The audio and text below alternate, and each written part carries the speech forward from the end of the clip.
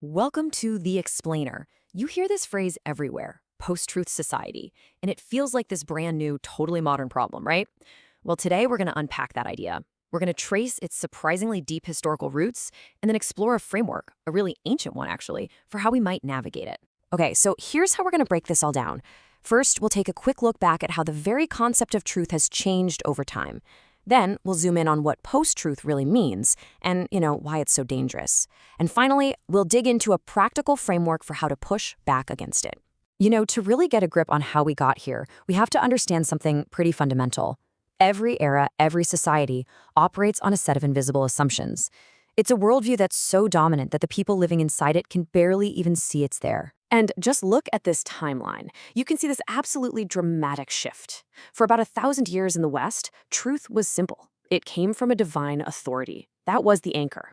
But then, that anchor starts to move. First, it shifts to human reason and the scientific method. And then, by the late 20th century, the whole idea of one single stable anchor just gets thrown into question. The new thinking, truth might just be all about your personal point of view. Okay. So how does all that history bring us to, well, right now? Because the era we're living in today, the one that really started to solidify in the 2010s, it's a whole different beast from everything that came before it. The seeds for our current moment were really planted by postmodernism. Think of it as this powerful philosophical movement that came along and took aim at the idea of a single, universal, capital T truth. Its whole project was to show that any claim to absolute truth could be taken apart, deconstructed, to reveal it was just one of many competing perspectives. And this right here, this is the crucial difference.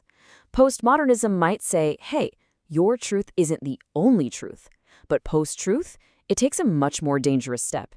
It stops just questioning truth and starts actively weaponizing lies. It uses emotion and personal identity to make complete falsehoods feel true, usually for some kind of political or social gain. And look, this wasn't just some niche academic idea floating around in universities. No way. This shift was so real, so profound, that by 2016, post-truth was officially declared the word of the year.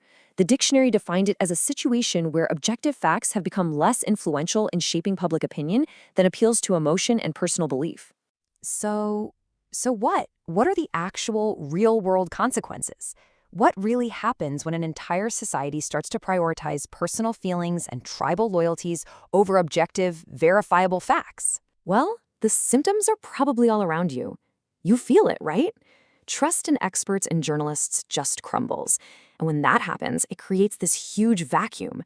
Fake news and conspiracy theories rush in to fill that space, and they spread like wildfire online.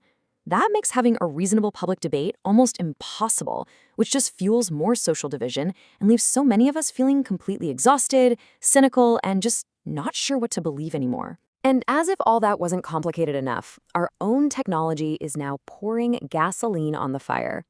Let's talk about AI hallucinations. These aren't just little mistakes or simple errors. No, these are perfectly plausible, totally confident-sounding lies delivered with such authority that it can be incredibly difficult to tell them apart from reality. So you're faced with all of this, these massive 21st century problems. Where do you even begin to look for an anchor? Well, the source material for this explainer points to a really surprising place. Not to some new tech or a modern philosophy, but to a warning that's thousands of years old. And if you really look at this ancient instruction, it's not just about lying under oath in a courtroom. It's so much bigger than that. It's a direct shot at the very heart of the post-truth problem, the act of creating and spreading falsehoods that hurt people and ultimately tear a whole community apart. Now, the source isn't saying that one person can magically fix the entire global information system. That's not the point. The argument is much more personal, much more grounded. It's that we as individuals can, and honestly must, push back against this tide with small, conscious actions in our own daily lives. And this framework goes way beyond just don't tell a lie. It's a proactive commitment to integrity. It's about what you refuse to do, like refusing to spread that rumor or refusing to just stay silent when you know something's a lie. But it's also about what you actively do, acting with honesty in your business, and maybe most powerfully, speaking truth to fill the empty space where falsehoods love to grow. When you boil it all down, what this really means is that our individual choices have this cumulative power. Every single time we choose integrity when it's inconvenient or we choose the truth over what our side wants to believe, we're casting a vote. We're building resistance to this culture of falsehood, one honest act at a time. And so that leaves us with a huge question for our time, doesn't it? In this new world, this age of algorithms that literally shape our reality, and AI that can generate convincing lies in a split second, what does it truly mean for each of us to be witness to the truth?